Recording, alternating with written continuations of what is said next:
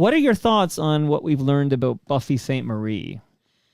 You know, it's been really difficult, because I knew Buffy ever since I was a little kid. I first met her when I was like 11 years old. She came and played a festival in my community, and that was the first time I became aware of her because I didn't my parents didn't play her music, so I didn't even know who she was when she came to our community.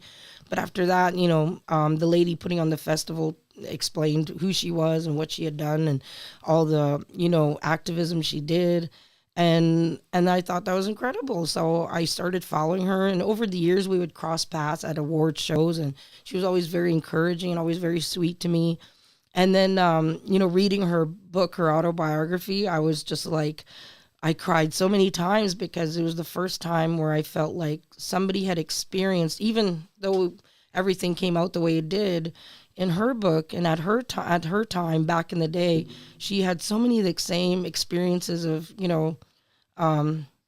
which is racism in the music business, and I felt seen and heard for the first time. And so when it all came out, I didn't know how to feel, I was in shock, and I didn't want to say anything or come to any conclusion until I heard a report from her, like, well, what's her reply? Let's give her a chance to explain her story, because people can pick pieces of a story, but there's always that other point of view of what it's like to be in that position.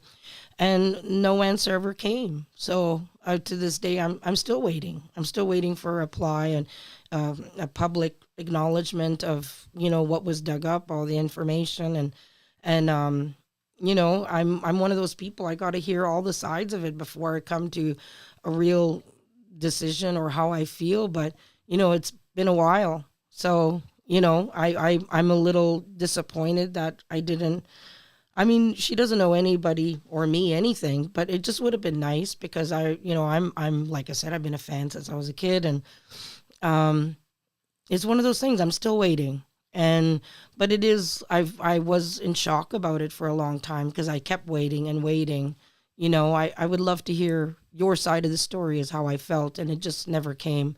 And so, at this point, I just try to move forward, and it's unfortunate because it hurt a lot of people. It hurt a lot of people's feelings, and broke a lot of hearts, and as well as mine. Because this is somebody that I feel like did a lot of great things for the Indigenous community, raised a lot of awareness about issues that we deal with.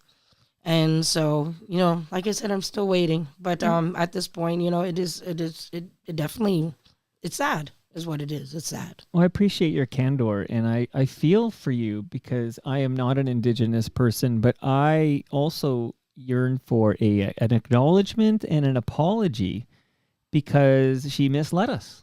Yeah, for sure. And that's what I kept trying to say. Like when it first all happened, people were like, well, what do you think of this? What's Sure. your thoughts on it? And when I tried to say, well, I'm trying to wait for her side of the story. And I actually had some people almost turn on me, and they were like, well, maybe you're a pretendian too.